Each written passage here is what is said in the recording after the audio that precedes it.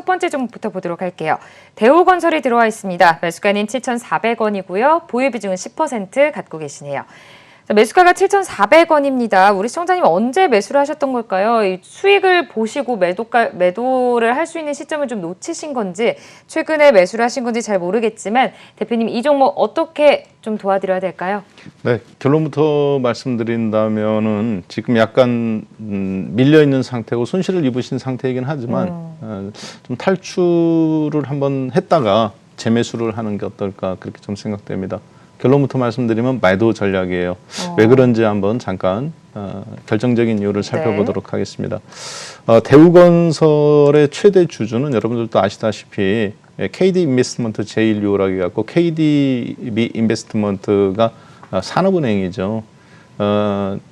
대우증권은 최대 주주가 산업은행으로서 50.7.5%를 주식을 보유하고 있습니다. 그 다음에 이제 2대 주주가 7.76% 국민연금이니까 거의 60% 가까이를 정부 출연기관인 산업은행과 국민연금, 특히 산업은행이 대우건설을 갖고 있다는 것은 대우건설의 예전에 이제 채권 문제, 부실 채권 문제로 인해서 정부 자금이 투입이 된 거잖아요. 소위 얘기해서 여러분들 세금이 투입된 겁니다. 정부 공공기관의 자금이 투입돼서 된 건데, 그러니까 이제 이 부분에 있어서 그러면은 가장 잘 아는 사람이 누굴까요? 산업은행이 정부 어느 기관 소속입니까? 그러면 그 기관이 선출직인가요? 임명직인가요? 임명직이죠. 임명직이고 그런데 그 임명직들이 같은 금융기관에서 어떤 여러 가지 이제 장들이 모이는, 요즘이 안 모이지만 어찌됐든 그 굉장히 좁은 우물 아닙니다. 만난단 말이에요. 자, 그런데 가장 잘하는 것이 저는 국민연금, 여러분들 주식 매매로서 봤을 때는 국민연금이라고 판단됩니다. 자, 국민연금이 종합주가지수상으로 보면은 연초 1월달, 2월달, 3월달에 30조 원 가까이를 연기금 18조 원을 팔았고 역사상 처음 있는 일이었죠. 월별로 평상시 정상적인 것보다 5배에서 10배 이상씩 많이 팔았단 말이에요.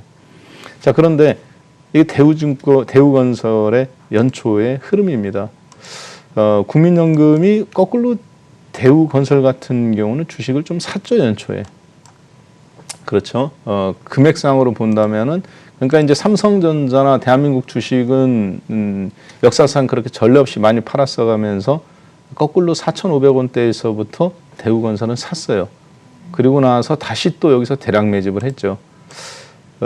뭐 여러 가지 이유가 있겠습니다만 거두절미하고 수급으로 그러니까 이제 저희는 알지 못하는 어떤 큰 그림이라든가 돈의 흐름에서 국민연금 알고 있단 말이에요. 자, 그런데 그 국민연금이 요즘 대우건설을 어떻게 하고 있습니까? 보시다시피 99,500원 전후에서부터 6월 초에서부터 계속 팔기 시작했죠. 기관들은 계속 좋은 보고서를 쏟아냈어요. 뭐 굉장히 빠른 속도로 해가면서 이제 매각 협상이라든가 좋은 이야기를 쏟아내놨는데, 그러면서 연기금은 뒤에서 계속 팔았다.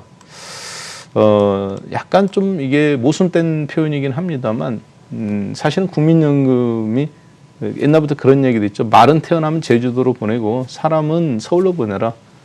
뭐 시골 분들도 배농사 하신다거나 아니면 요즘 뭐 그 꽃게라든가 오징어 같은 것도 비싸잖아요. 그거 잡으면 그 자식들이 오징어 꽃게 많이 먹을 것 같죠? 못 먹습니다. 배도 못 먹고. 왜 그러냐? 좋은 것은 상품성이 있기 때문에 다 서울로 보내요. 서울에서 거래가 되니까. 대신에 그 자식들은 배도 떨어진 것을 주워 먹고, 아니 사실이에요. 그 좋은 거는 다 보냅니다. 그래야 거기서 뭐 생계를 유지할 수 있고 애들도 학비도 나오니까.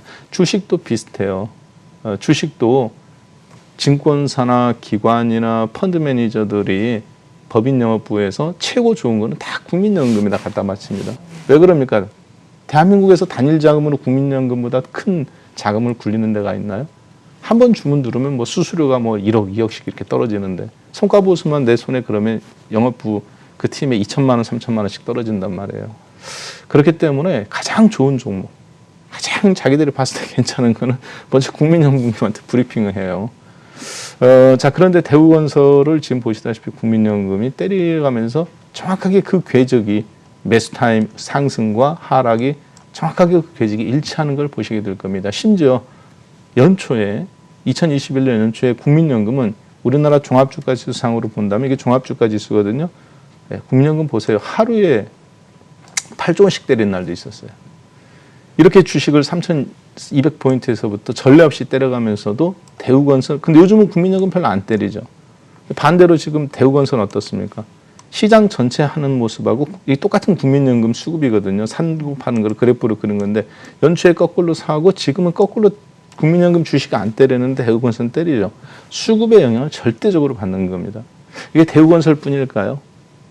대우건설뿐만 아니라 같은 건설주, 철강주, 조선주들에 대해서 인플레이션이나 국제 유가와 연관되어 있는 종목들이 궤적을 같이 하는 이런 수급을 갖고 있다, 국민연금이. 그럼 여러분들은 빨리 판단하셔야 됩니다. 아, 지금 빨리 던지다가 다시 사더라도 실적이나 이런 걸 보더라도 다시 사자. 요 판단을 하셔야 돼요. 그래서 조금 저도 대우건설 현재 주가 7,200원은 상당히 가격 매력이 있는 지점이라고 보고 있습니다. 저도 개인적인 관심도 있고 이런 종목들을 이제 다시 주워다 할 타이밍이 조만간 올 거라고 보는데 지금은 굉장히 좀 취약한 구조예요. 그래서 일단 버티기를 한다거나 추가 매수를 물론 10%밖에 없으니까 할 수도 있겠습니다만 제 판단은 절반 정도 한번 놔주셨다가 한 번 더 밀렸을 때 그때 이제 수급이 어느 정도 좀 안정화되면 그때 다시 좀 더 보태서 사는 전략, 10% 정도 더 주워 담는 전략. 가격적으로 본다면 이 정도까지도 가능성이 있지 않나, 6,000원 전후까지 그렇게 좀 생각됩니다. 네, 일단 매도입니다. 네, 알겠습니다. 자, 일단은 매도를 해보시고 나중에 좀 기회를 보는 게 좋겠다라고 말씀을 해주셨네요. 이어서 두 번째 종목도 보도록 하겠습니다. TK케미칼이 들어와 있습니다. 8,360원에 매수를 하셨고요. 보유 비중 40%네요. 대표님, 비중도 굉장히 크시고 그리고 손실 구간이십니다. 8,360원대. 자, 이 종목은 어떻게 대응을 좀 하셔야 될까요? 네, 이제 뭐 스판텍스라든가 요즘 이제 뭐 합성섬유나 이쪽 부분들이 많이 또 되고 소재 쪽으로도 전장 부품 쪽으로도 많이 나오고 있기 때문에 뭐 코롱 플라스틱이라든가 효성 TNC라든가 효성 첨단 소재 그리고 이제 TK 케미칼 이런 종목들이 사실 숨어있던 진주 같은 종목들인데 사람들이 작년까지만 해도 못 알아봤던 종목들이죠. 근데 이제 실적 왜 숨어있는 진주인지 한번 보겠습니다. 실적 한번 잠깐 볼까요? 네. 재미난 것은 이 회사의 최대 주주가 SM 인더스트리라는 회사인데 2대 주주가 재미있어요. 우방이에요. 우방은 경상북도 지역의 건설회사죠. 우방이 이제 지금은 없어졌습니다만, 그러니까 건설회사는 가장 돈을 쉽게 모으고 정권이 바뀌면 한번 없앴다가 다시 또 청구 아파트라든가 우방 아파트 가장 대표적인 종목들이었죠. 자, 그런데 이제 우방이 15% 갖고 있어요. 그리고 그렇기 때문에 이게 이제 지금 여러분들이 이 종목에 갖고 있는 어떤 저력, 탄력성 이런 것들을 좀 뒤에 힘에서 좀 느끼셔야 그 얘기입니다. 자, 근데 실적이 어떤가요? 2019년도 6,200억 매출액이고 2020년도는 4,200억 매출액인데 영업이익이 2019년도 2,000억, 6,200억 매출액에도 96억밖에 나오지 않았습니다. 근데 이제 작년도에는 마이너스였죠. 이번 연도는 어떤가요? 1, 4분기 실적입니다. 1, 4분기 실적인데도 불구하고 1,200억인데 당기순이익이 467억이죠. 영업이익도 뭐 75억이에요. 1분기인데. 그러니까 일회성 비용인 거는 맞습니다. 당기순이익은 한 400억 정도가. 뭐 건물을 정리했다는 거나 주식을 갖고 있던 걸 정리했을 때 일회성 비용으로 들어올 때 이렇게 이제 당기순이익하고 영업이익하고 큰 차이가 나거든요. 원래 영업이익보다 세금 내고 이자 내고 그러고 나서 남는 게 당기순이익인데 이렇게 일회성 금융비용이 들어왔다는 거는 일단 이게 일회성으로 보셔야 됩니다. 그렇지만 1분기 영업이익이 이미 작년도보다도 앞질렀고 재작년도 전체만큼이기 때문에 2분기, 3분기, 4분기 특별한 실수만 하지 않는다면 이런 회사는 실적이 말 그대로 퀀텀 점프하는 거죠. 자, 그런 부분에서는 뭐 효성 TNC라든가 그리고 효성 첨단소재처럼 이렇게 소재 쪽이라든가 스판텍 이쪽이 장점이 있다고 보여집니다. 근데 중요한 건 그 부분이 이미 사람들의 눈길 속에서는 작년도에 종합주가지수가 1,700, 1,800, 2,200, 2,400 갈 때 아무도 눈여겨보지 않았죠. 거꾸로 빠졌죠. 1,700원까지 빠졌던 종목이 1,700원에서부터 지금 9,000원까지 거의 5배 넘게 올라왔단 말이에요. 그리고 나서 이제 실적이 반영된다, 2분기 실적이 좋다 이런 뉴스를 나가면서 사상 최고다. 그런데 이미 주가는 약간 좀 곤두박질 치고 있습니다. 그러니까 소위 얘기해서 이제 박수 칠 때 떠나라. 이런 느낌이 딱 지금 맞아 떨어지죠. 여러분들은 지금 이거 이제 실적이나 이걸 보고 이 주식을 매수할 수 있어요. 그렇지만 그거는 이미 상당 부분 늦었습니다. 그렇게 따지면 여기서 지금 한 그 미리 움직인 자금들은 못 먹어도 200배, 300% 수익을 충분히 내고 움직이기 때문에 일단은 이런 경우에는 기계적인 손절이 저는 들어가야 된다고 보는 사람입니다. 그거는 이 주식을 2,000원에 샀든 1,500원에 샀든 4,000원에 샀든 3,000원에 샀든 직고점을 돌파하고 이렇게 슈팅이 나온 다음에 다시 여기 신고점 부분이잖아요. 옛날에. 이 부분을 다시 저점 대비 5배 이상 난 종목을 다시 깨고 내려온다. 여기서 깨고 내려왔을 때 어느 자리에서 팔든지 간에 수익이에요. 땅바닥에서 산 사람들은. 그랬을 때 그걸 견딜 수 있느냐. 같은 라인이 아니라는 거죠. 제 얘기는. 그러면 이미 여기를 터치한 순간에 그냥 기계적으로 그것이 삼성전자라 할지라도 그러니까 천하에 누가 워렌 버핏이 사더라도 필요 없는 겁니다. 그때는 힘의 균형이 깨진 거라고 보셔야 돼요. 다시 그럼 올라갈 수도 있지 않느냐. 실적이 워낙 좋으니까 맞습니다. 올라갈 수 있습니다. 그러면 주식 이것만 있는 거 아니잖아요. 수익률에 눈멀었기 때문에 못 놓는 거예요. 놀 줄도 알아야 됩니다. 여기서 갖고 있어야 돼서 누리는 수익률보다 입어서 얻을 수 있는 피해는 상상을 불허할 수 있기 때문에 그래요. 그럼 빨리 지금은 그렇게 해야 되는 종목이라고 저는 봅니다. 이런 종목의 특징상 올라가는 것의 속동상 그리고 지금 깨고 있잖아요. 그럼 빨리 떼어내리셔야 돼요. 일단 수익권이든 손실권이든 전량 매도 전략입니다. 네, 알겠습니다. 비중이 꽤 많아서 고민이 되실 것 같은데요. 40% 모두 전량 매도해 보시는 게 좋겠다라고 짚어주셨습니다. 자, 이어서 다음 종목 들어와 있습니다. 세종텔레콤이 들어와 있네요. 매수가는 920원이고요. 보유 비중이 50%입니다. 대표님, 오늘 우리 시청자님께서는 비중이 다 높으세요. 네. 50%에 지금 고점에서 매수하시고 그 뒤부터 계속 손실 구간에 지금 겪고 계신 거 아닌가 싶은데 이 종목은 어떻게 도와드려야 될까요? 세종텔레콤을 920원에 사셨네요. 네. 예, 뭐 920원에 사셨으면 상당히 이게 이제 나는 투자로 볼 거냐 아니면 매매로 볼 거냐인데 이제 매매로 보셨는지 투자로 보셨는지 제가 뭐 그건 잘 모르겠습니다. 왜냐하면 제가 만약에 뭐 이거를 종목을 진작에 저희가 알았다면 저도 제가 이 종목에 대해서 상담하고 싶지는 않았을 것 같아요. 왜냐하면 개인적으로 저도 오랫동안 이 주식을 투자하고 있는 투자를 했던 종목이기 때문에 네. 그래서 지금 갖고 있는지 조금 시간도 됐고 그리고 또 많이 올라와 있는 상태입니다.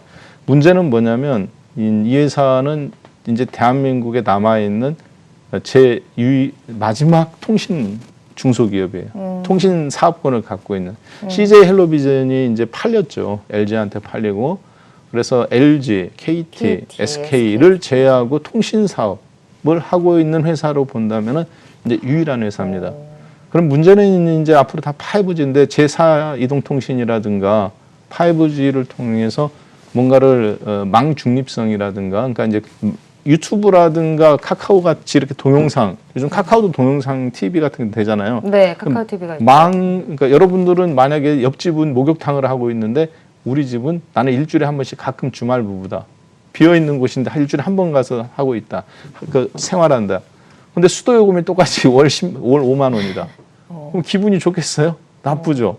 목욕탕은 옆에서 막 하루에 수천 톤씩 쓰고 있는데도 월 5만 원이야. 지금 통신 요금이 그렇습니다. 여러분 인터넷 3만 3천 원, 2만 얼마 내면 옆집 애들 방학 때 요즘 맨날 학교도 원격 수업하지 방학 때 게임 하루 종일 하지.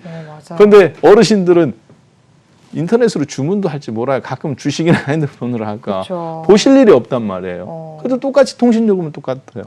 이거 생각해보지 않으셨잖아요. 그래서 유튜브라든가 넷플릭스나 이런 데 통신업자들이 너희들 때문에 우리가 지금 데이터 트래픽이 걸린다 해가지고 약간 이용요금을 높여달라는 거. 이것이 이제 트럼프 대통령 때 법이 통과됐어요. 이제 말은 망 독립성이라고 망의 자율성이라고 그러는데 실질적인 거는 데이터 사용하는 요금에 따라 돈을 내야 된다라는 원리거든요. 그랬을 때 세종텔레콤 같은 경우 새로운 어떤 이제 법이 정비된다거나 그러면 다 대기업한테 몰아줄 수가 없잖아요. 중소기업도 줘야 되기 때문에. 지금 세종텔레콤이 사실 그 부분에서 유일하게 수혜를 입는 업체예요. 그리고 대한민국에 깔려있는 5G라고 해도 인공위성으로 하는 게 아니잖아요. 전부 다 그 소위 해서 파이프라인에 꽂아 있는 겁니다. 유선에 이 무선 안테나들이. 그래서 거기서 여러분들이 이제 와이파이로 받는 건데 그거 이제 광통신망이 많답니다. 5G는 속도가 10배 이상에서 100배 이상 빠르기 때문에 4G보다 인터넷 속도도 광 케이블에 광섬유가 되는데 이게 전국에 18,000km 깔려 있어요. 그런데 15,000km가 누구 거냐? 세종텔레콤일 겁니다. 이거 1m 까는데 한 20만 원 들어가거든요. 땅 파가지고 묻고 산 같은 데도 해야 되고 도로 같은 데 단가가 12만 원 나오지만 지금은 도심가 이제 약간 평균 내보면 20만 원 나옵니다. 그래서 SK텔레콤이나 KT도 이걸 광통신망을 이걸 빌렸어요. 왜냐 옛날에 온세텔레콤일 거잖아요. 정부 세금으로 지어진 겁니다, 이게. 그런 이제 망한 회사를 인수받아서 정상화 시켰단 말이에요. 그래서 그 가치만 봐도 이제 구글이나 네이버 같은 데는 이 회사를 전략적으로 좀 인수할 수도 있는 가능성이 높은 회사예요. 문제는 지금 보니까 너무 높은 가격에 물리셨습니다. 물리셨고 꽤 시간이 걸려요. 말 그대로 이건 통신업입니다. 통신업하고 음식료업 가장 안 움직이잖아요. 그렇기 때문에 시간이 좀 걸릴 걸로 보여지고요. 제 생각은 굳이 이거를 갖고 기다리시는 것보다 장기 투자자가 아니라면 그냥 자식한테 물려준다는 생각으로 하시면 좋는데 지금은 920원에 사신 분이 그런 생각으로 사신 것 같지는 않아요. 자식한테 물려준다는 생각은 뭐 300원, 400원에 300원 이하라든가 계속 모아가는 흐름이었기 때문에 일단은 지금은 좀 매도를 한번 해야 될 것 같습니다. 왜냐하면 이게 깨질 거 느낌 흐름상 차트적으로도 그렇고 기술적으로도 그렇고 시간이 꽤 오래 걸립니다. 이런 주식은. 그래서 아주 나는 정말 장기 투자자가 아니다 싶으면 일단 팔았다가 재매수를 하든지 아니면 일단 좀 매도 전략으로 말씀드리겠습니다. 네, 매도입니다. 네, 알겠습니다. 대표님 비중이 50%로 꽤 많으신데 전량 매도를 해보시는 게 좋을까요? 아니면 좀 부분 매도 해보시고 나머지는 보유해보시는 게 좋을까요? 어떻게 보세요, 대표님이? 네, 제가 보니까 이 성격이 이제 920원에 사셨고 또 50%로 사셨다는 것은 성격이 되게 급하시고 일회성 매매로 훅 들어오는 건데 이미 손절 타이밍은 또 놓치셨어요. 네, 놓쳤다고 보여집니다. 왜냐하면 그 가격에 사셨으면 이미 3배난 종목에서 따라잡은 것인 거잖아요. 그럼 비중을 뭐 5% 정도면 모를까. 그런데 지금 50%인다는 것은 굉장히 격한 매매를 하신다는 거거든요. 근데 이미 또 손절 타이밍을 또 놓치셨어요. 그러면 매매, 뭐 이렇게 표현하면 그렇습니다만 사실 투자도 920원에 샀기 때문에 투자도 안 되는 거고 저가 매수라는 게 없었던 거고 그리고 지금 이미 50%를 사셨는데 그러면 손이라도 빨라야 되는데 지금 갖고 있어요. 그럼 매매도 사실 실력이 안 되는 거라고 저는 봅니다. 둘 중에 하나라도 돼야 돼요. 손절을 했다는 게 중요한 게 아니라. 왜냐면 내가 50%를 실었으니까 이미 3배나 한 종목을. 그럼 손빠르게 매매라도 했어야 되는데 지금 뭔가에 계속 기대감을 갖고 있고 붙잡고 있잖아요. 그러면 50%를 그냥 다 갖고 있어. 뭐 어떻게 장기로. 나는 갖고 올 수 있다. 저는 오케이라고 생각합니다. 그렇지만 지금 속성으로 봐서는 매매 스타일이에요. 근데 그게 내 실력이 아직 안 돼 손이 그러면 빨리 정리해야 되겠죠. 매도입니다. 네, 알겠습니다. 전량 매도해보시는 전략이 좋을 것 같다라고 짚어주셨습니다. 자, 이어서 다음 종목도 보도록 할게요. OCI가 들어와 있는데요. 매수가는 12만 5,480원이고요. 보유 비중은 18%입니다. 자, OCI 이 종목은 어떻게 보시나요? 대표님, 우리 시청자님 지금 조금 이제 손실 구간에 접어드셨는데 앞으로 어떻게 대응하셔야 될까요? 네, OCI 잠깐 한번 볼까요? 아주 네. 기본적인 걸 한번 보도록 하겠습니다. 한번 이거 그냥 보세요, 여러분들이. 뭐 이거다 저거다 생각하지 마시고 어떻습니까? 제가 찍어드린 자리부터 한 번씩 보실까요? 네. 자, 지금 보시면은 약간 이제 이렇게 보시면은 녹색 선은 60일선이고 빨간색 선은 20일선입니다. 그리고 이제 여기 검은색 얇은 선은 5일선이고 검정색, 참 빨간색, 파란색은 일봉이라는 걸 알고 계시죠? 정배열 됐잖아요. 그렇죠. 작년도 11월 달에 6만 원에서 이제 강력하게 한번 정배열이 됐습니다. 그 전에는 계속 역배열입니다. 이 주식은. 뭉쳤다가 역배열되고 다 녹색선 아래로 다 60일선 아래로 다 꼬꾸라지죠. 잠깐 올라왔다가도 또 꼬꾸라지고 또 역배열이고 또 역배열이고 그랬다가 이제 제대로 된 정배열이 한번 여기서 나왔습니다. 6만 원에서. 그리고 나서 잠깐 60일선 깨지는가 싶다가 이평선이 수렴했다가 또 정배열이죠. 여기를 중심으로 작년도 11월을 중심으로 6만 원에서 또 정배열. 그래서 맨 처음에 4만 원에서 정배열, 그 다음 6만 원에서 정배열. 그리고 나서 안 깨지잖아요. 60일선이 좀처럼. 그러니까 역배열이 되지 않았다가 일봉은 잠깐 깨졌지만 21선 안 깨지고. 근데 이번에 어떻습니까? 61선은 위에 있는데 21선 아래에 있고 5일선이 아래에 있고.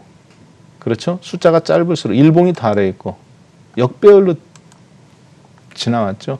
그 다음에 또 지금 다시 여전히 역배열 상태예요. 정배열이 3번. 하나, 둘, 셋. 수렴과 확산, 수렴, 확산. 그렇죠? 2만 원, 6만 원, 그리고 12만 원 찍고 14만 원까지 올라왔었네요. 저는 아시다시피 11만 5천 원, 12만 원에 다 정리하라고 말씀드렸습니다. 저희도 실제 다 정리하고 있었고요. 4만 5천 원에 산 거를. 근데 지금 이제 11만 5천 원에 사셨다 하더라도 지금은 뭐 실적이 좋아지거나 여러 가지가 있습니다만 역배열에 진행된 상태입니다. 거두절미하고 일단 한번 놔줬다가 다시 한번 타이밍을 보는 게 어떨까 싶습니다. 매도 전략입니다. 첫 번째 시청자님 연결되어 있다고 하네요. 연결해 볼게요. 안녕하세요. 예, 안녕하세요. 네, 반갑습니다. 우리 시청자님 오늘 어떤 종목 고민이세요? 저 일진 머티리얼즈요. 일진 머티리얼즈 매수가 보유 비중 어떻게 되실까요? 6만 원에 30%요. 6만 원에 30%, 보유 비중 30%는 한 번에 매수를 하신 거예요? 예. 일진 머티리얼스 특별히 좀 매수를 하신 이유가 있으실까요? 그냥 관망하다가 매수하게 됐어요. 네, 매수를 굉장히 그래도 좋은 타이밍에 잘 하신 것 같아요. 일단은 수익 굉장히 축하드리고요. 네네. 어떤 부분이 좀 가장 고민이셔서 우리 대표님께 전화를 주셨을까요? 목표가하고 향후 전망이 궁금해서 전화드렸어요. 네, 알겠습니다. 그러면 자세하게 한번 상담 도와드리도록 할게요. 네. 네, 감사합니다. 자, 우리 시청자님 기분 좋게 수익 구간 네. 굉장히 저도 기분이 좋습니다. 매수도 잘 하신 것 같은데 목표가와 앞으로 어느 선까지 좀 끌고 가셔도 좋을까요? 어떻게 보세요? 네, 솔직하게 말씀드려서 어디까지 갈 거다라고 알기는 어렵습니다. 네. 왜냐하면 이게 주식이 뭐 이 주식만 갖고 가는 절대 평가가 아니라 이제 내 점수가 나는 한 수학에 90점 나온다. 영어도 90점 나오고 국어는 100점 나오고 그래서 500점 만점에 470점 나온다. 그렇다고 해서 내가 470점이라는 어떤 문제가 나와도 이 정도는 맞는다. 이거는 470점이지 내가 전국에서 몇 등 하는 거는 좀 다른 거거든요. 왜 나보다 더 잘하는 사람들이 있을 수도 있고 못하는 사람들이 더 많을 수도 있기 때문에 이거는 상대평가죠. 내가 몇 점 나온다는 절대평가고 즉 일진 머티리얼즈의 실적이라든가 이런 거는 절대평가인 겁니다. 그렇지만 이 주식이 얼마까지 갈 거냐는 거는 상대평가예요. 왜냐 정상으로 보면 이 주식은 예를 들어서 지금 7만 6천 원인데 10만 원까지 가는 게 정상적인 내재 가치를 찾아가는 세계적인 업종 평균이라 하더라도 서브프라임이 온다든가 코로나라 IMF나 아니면 갑자기 시장이 이쪽이 어떤 경쟁자가 나타난다거나 중국 쪽에서 그러면 좀 문제가 될 수도 있잖아요. 전고체 배터리가 예를 들어서 빨리 만들어진다거나 그런데 LG 이 종목에 대한 어떤 중요한 뉴스가 하나 있습니다. LG화학이 지난달에 선언을 했죠. 뭐를 선언했습니까? 우리도 2차 전지 분리막 사업을 하겠다고 선언을 했죠. 2차 전지 분리막 사업을 한다는 것은 뭐냐면 양극 활물질, 음극 활물질 그 중간에 가운데를 나누는 분리막 이걸 세트로 묶어서 2차 전지 완성체가 SK이노베이션, 삼성 SDI, LG화학이 만들어내는 건데 전고체 배터리라고 불리는 한 번 충전해서 1000km 가는 이 꿈의 배터리잖아요. 2차 전지인데 이 전고체 배터리가 나오면 이게 이제 전액 후성에서 만드는 게 전액 같은 게 필요 없습니다. 그냥 고체잖아요. 그 분리막이 필요 없죠. 그러니까 그리고 양이 줄어들게 되고 가벼워지고 그러면은 기존에 있던 소재 업체들 중에서 상당 부분은 필요가 없어지는 거거든요. 근데 LG화학이 그걸 하겠다는 것은 분리막 산업을 자기들도 하겠다는 거는 SKI 테크놀로지처럼 앞으로 5년 내에 전고체 배터리 상용화가 거의 불가능하다고 보는 거라고 저는 판단을 하고 있습니다. 왜냐하면 공장 지어갖고 3년 뒤에 대규모 양산했는데 분리막, 전고체 배터리 나오면 분리막 필요 없거든요. 근데 그걸 하겠다는 것은 현재 전 세계에서 기술력으로 보면 2차 전지에서 가장 앞서 있는 LG화학이 분리막 사업을 본인들도 한다는 말은 앞으로 이 전액이라든가 분리막이 필요한 현재의 리튬 이온 전지 같은 이런 배터리 형태를 벗어나기 어렵다. 즉 전고체 배터리를 당장 만들어내기는 만들어도 그것을 대량 생산을 하려면 소재나 이런 쪽이 어렵다고 보는 건데 그렇다고 보면 그 뒤로 이제 일진 머티리얼즈를 비롯해서 에코프로라든가 이런 어떤 2차 전지 소재 업체들 첨보라든가 한번 차트 한번 보실까요? 네. 다 같이 한 달 전부터 그래가면서 다 급등 나왔죠. 그래가면서 코스닥 시장을 밀어 올리는 것도 결정적이라고 봅니다. 에코프로부터 한번 잠깐 볼까요? 양극 활물질의 대명사죠. LG화학의 발언 이후에 이 종목들이 들썩들썩거려가면서 45,000원에서 30% 올라왔습니다. 6만 원. 그 다음에 뭐 첨보라든가 그렇죠. 다 똑같은 패턴이에요. 그리고 심지어는 경쟁사인 SKI 테크놀로지, SK텔레콤의 분리막 사업이잖아요. 발표되자마자 슈팅이 나오기 시작. 그러니까 SK는 알고 있었던 걸로 보여집니다. 일정 부분. LG는 없잖아요. 분리막 비즈니스가. SK는 갖고 있단 말이에요. 그래서 일본이 거의 70%를 점유하고 SKIT가 25%를 점유하고 있어요. 전 세계 시장에서. 자, 그렇기 때문에 그런 부분이 이렇게 이제 움직인다는 거는 아까 보셨던 일진 머티리얼즈 같은 이런 어떤 종목들도 저기에 또 그 수소 관련해서 일진 복합 소재라는 것이 이제 상장을 하잖아요. 매출액은 1,200억인데 상장하면 IPO하면 뭐 1조 8천억 얘기 나오는데 그런 부분들도 상당 부분 지금 반영되고 저는 있다고 보여집니다. 자, 그런데요, 좀 조심해야 되지 않겠나 싶어요. 이런 부분들이 너무 다 같이 반영된 데다가 지금은 매매로서는 좋은데 저는 2차 전지는 투자로서는 조금 약간은 좀 다른 이미 상당 부분 올라와 있다고 봅니다. 그래서 10% 30% 갖고 계시다겠죠? 네. 6만 원 전후에서 조금 매매 관점에서부터 이제부터는 언제든지 주식을 좀 올라올 때마다 수익 실현을 점차적으로 좀 해나가는 관점이 맞지 계속 꾹 쥐고 있는 것은 초창기 국민하고 좀 다른 형태다. 라고 보시면 되겠어요. 그래서 좀 비중을 약간 좀 축소 부분 매도 전략 말씀드리겠습니다. 네, 알겠습니다. 부분 매도하시고 부분적으로는 수익 실현해 보시는 게 좋겠다라고 짚어주셨습니다. 자, 이어서 다음 시청자님도 연결되어 있다고 하네요. 만나보겠습니다. 안녕하세요. 안녕하세요. 네, 반갑습니다. 우리 시청자님 오늘 어떤 종목 고민이셔서 전화 주셨어요? 오뚜기고요. 오뚜기요. 매수가 보유 비중 어떻게 되실까요? 58만 5천 원에 20%요. 58만 5천 원이면 지금 손실 구간이시라서 좀 마음이 아프실 것 같은데 네네. 혹시 우리 시청자님 언제쯤 매수를 하신 걸까요? 올 3월 달에 3월 초에 매수했어요. 3월 초에 매수하시고 계속 좀 수익을 3월 초에 중간에 매수했는데 네. 좀 주가가 조금 괜찮아지다가 네. 그 미역 사태가 터지는 바람에 아, 어떻게 미역 사태 터지고서 이제 그 하락세에 들어갔다가 요즘에 이제 엊그제 라면값 인상해가지고서 조금 잘 올라왔잖아요. 네. 그래서 이제 앞으로 이제 시세가 좀 어떻게 될 것인가. 네. 그게 좀 알겠습니다. 궁금합니다. 네, 알겠습니다. 대표님과 함께 자세하게 상담 도와드려 볼게요. 네. 네, 감사합니다.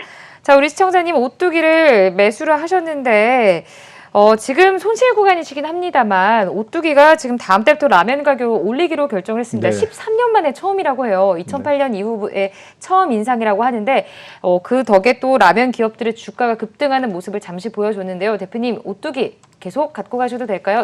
어떻게 대응하셔야 될까요? 네, 시청자님 전화 안 끊으셨죠? 네. 계신가요? 네네. 네, 그냥 편안하게 답변해 주시면 돼요. 그러니까 주식은 굉장히 상식적인 선에서 해야 되는 게 있고 굉장히 어떤 다른 사람보다 좀 앞서 있는 감각이나 남들보다 선구안적인 개념을 해야 되는 관점이 있는데 아까 2차 전지 같은 경우는 남들보다 좀 감각적인 눈이 있어야 되는 거잖아요. 바이오라든가 네네. 이런 거는. 근데 오뚜기는 그런 감각적인 것보다는 좀 어떤가요? 상식적인 수준에서 해야 되는 종목이라고 저는 봅니다. 그렇죠? 예. 그러니까 그 지금- 저기 올해 예. 그 이제 목걸이 세계적으로 목걸이 비상이라 해가지고서. 네. 그래서 이제 제가 그래서 이제 지금 잠깐 예. 통화하기를 원한 거는 대화하기를 원한 거는 주식을 네네. 많은 분들이 방송을 보고 계신 분들이 다 똑같다고 생각하시는데 사실은 그렇지 않아요. 쉽게 할 수 있는 부분도 있고 굉장히 노력해서 해야 되는 부분이 있는데 오뚜기는 지금 상식적인 선에서 저희가 한번 생각해 볼 수 있는 건데 네. 자, 한번 여쭤볼게요. 주변에 집값 많이 올랐죠? 네네 많이 올랐습니다. 네. 그리고 뭐 다 오르잖아요. 예. 옷값도 오르고 차값도 오르고 안 오르는 거 하나 있죠. 내 자식 성적하고 월급 안 오릅니다. 예. 예, 맞습니다. 주변에 보면 남의 자식들은 성적도 다 상당히 또 올라가고 있습니다. 월급도 올라가는 것 같은데 내 용돈 안 월급 오릅니다. 하나 안 올라가요. 그리고 뭐 이상하게 내 거 매출액은 사업하시는 분들도 남들은 다 좋다는데 내 매출 수익은 안 늘어나고. 네네. 그리고 이제 주변에 보면은 남들 자식들은 군대도 갔다가 빨리 오는 것 같고 공부 잘해서 유학도 가는 것 같은데 이상하게 뭐 어딘가에 있겠지만 하여튼 우리 집 주변에는 저 박시성 다른 사람 주변에는 아주 없습니다. 성적이 올라가는 이게 아주 그냥 뭐 국보 희귀 저기로 지정해야 될 정도로. 자, 오뚜기는 그러면 다 오르잖아요. 인플레이션이잖아요. 네네. 그럼 아까 지금 보시니까 이제 20% 잡아서 58만 2천 원에 한번 차트 한번 잠깐 보겠습니다. 손실이시긴 한데 사실 제가 오늘 상담에 이런 분을 기다렸어요. 왜냐하면 오뚜기라든가 어떤 이제 꼭 우리 먹거리라든가 이런 것들이 있잖아요. 안 오른 이런 바닥에 있는 주식들이 이제 보초 쓰다가 올라갔을 때 사람들은 이렇게 어제처럼 눌러주거나 그럼 다 파는데 요거를 좀 더 사셔야 됩니다. 공격적으로 사셔야 돼요. 주식은 할 때 과감하게 해야 되는 타이밍이 있어요. 역사적인 저점이냐 아니냐를 빨리 판단하고 이 시장 오뚜기의 시장 점유율이 앞으로 떨어지지는 않을 거라고 저는 봅니다. 왜냐하면 1인 식단에다가 간편식에다가 코로나로 인해서 반건조나 반조리 식품에다가 점유율이 계속 올라가면 올라가지 떨어지진 않아요. 그리고 이제 물가 상승이 시작됐기 때문에 이게 어떻게 지금 변수가 생길지 모릅니다. 그러면 나는 주식시장을 떠나야 되겠다. 인플레이션을 내가 견딜 자신이 없다. 뭔가 불안하다. 이런 것이 아니라면 나는 하겠다. 그러면 저는 과감하게 이런 종목에 투자해야 된다고 봅니다. 매매하고 투자는 다른데 아까 3월부터 기다리셨다니까 지금은 더 투자하셔야 될 타이밍. 그리고 어제 음봉 나온 게 굉장히 저는 좋은 그런 기회라고 보고 있고 공격적으로 그래서 비중을 50%까지 늘리셔도 어떨까 싶습니다. 20%잖아요. 10% 더 늘리셔서 30% 만들으셔도 되고 과감하게 50%까지 편안하게 하실 수 있는 종목 중에 하나다라고 볼 수 있겠습니다. 좀 길게 호흡하시면 좋을 것 같아요. 이게 한번 움직이기가 쉽지 않아요. 근데 지금 이렇게 좋은 가격에 SPC 삼립이라든가 이런 종목들 먹거리 시장 점유율을 꽉 쥐고 있잖아요. 대한민국에. 그렇기 때문에 아주 좋은 타이밍이라고 보고 있습니다. 매수입니다. 네, 알겠습니다. 오히려 추가 매수를 해서 비중을 50%까지 끌어올려 보시는 게 좋겠다라고 말씀을 해주셨네요.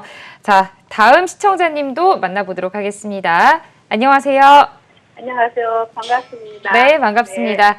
우리 시청자님 오늘 어떤 종목 고민이세요? 네, 삼보토건 매수가 보유 비중 어떻게 되실까요? 25%에 3,920원. 3,910원. 네. 그러면 지금 앞으로죠. 건설, 토목, 주택에서 샀는데 네. 잘 팔 수 있는 가격까지 좀 잘 알려주시면 감사하겠습니다. 네, 알겠습니다. 앞으로의 대응 전략과 함께 또 목표가까지 대표님과 네네. 함께 자세하게 상담 도와드릴게요. 네네. 네, 감사합니다.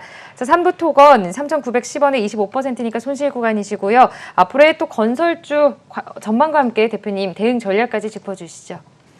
네, 제가 이제 뭐 아까 대우건설이나 아니면 대형 건설주 같은 경우 어느 정도 윤곽이 오는데 이게 삼부토건 같은 소위 얘기해서 이제 세력주. 왜 그런 세력주라고 보는지 한번 차트 한번 잠깐 보셔가면서 말씀드리겠습니다. 이게 이제 지금 750원이었죠. 작년도 한 7월, 8월 때까지 2만 원대까지 750원짜리 주식이 움직이기 시작합니다. 그래서 3개월 만에 무려 8배 정도까지 올라가서 6,000원이잖아요. 그렇죠? 네. 그리고 나서 지금 이제 또 다시 그것의 2배에 해당되는 기간 조정. 그래서 8개월 정도. 올라갈 때는 한 4개월 정도. 그리고 조정은 그것의 2배 기간인 8개월 정도 주고 지금 다시 이제 3,000원에서부터 이렇게 움직이고 있는데 그 거래량이 최근에 이렇게 대량으로 터졌어요. 거래량이 대량으로 터졌다는 것은 좋은 걸 수도 있지만 좀 나쁜 걸 수도 있거든요. 문제는 지금 4,000원에 하셨기 때문에 약간 보니까 25%인데 장기적으로 봤을 때 이 주식이 턴을 한 거는 맞습니다. 근데 이제 전형적인 세력주의인데다가 일반인들이 견딜 수 있는 손절 라인인 10%에서 20%의 변동성을 이런 종목은 굉장히 쉽게 갔습니다. 그렇기 때문에 즉흥적인 대응 능력이 사실 필요해요. 그리고 굉장한 어떤 세력주의 모습들. 왜냐하면 6,000원에서부터 2,500원까지 떨어뜨리잖아요. 마이너스 60%. 털 다 사람들 다 털리게 만들고 나서 그 다음 또 끌어올리죠. 한 번에 또 롤링이 있다면 좋겠죠. 그렇지만 이런 주식은 떨어질 때 사가지고 올라갈 때 팔아야 되는 건데 그게 쉽지 않습니다.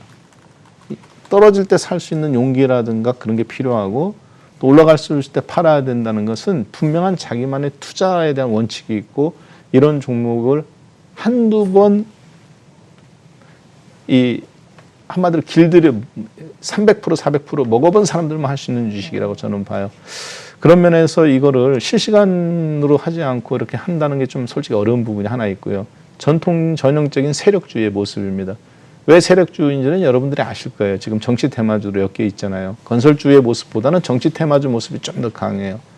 그리고 점유율이 아니라 이제 그 여론조사에 따른 지지율이라고 그러나요? 네. 지지율에 따라 주가가 움직이는데 지금 이런 어떤 패턴들은 나쁜 거 눌림목은 나쁘다라고 보여지지 않습니다. 만약에 제가 개인적으로 이 주식을 한다면 지금 아까 25%인데 비중은 좀 크다고 보여지고요.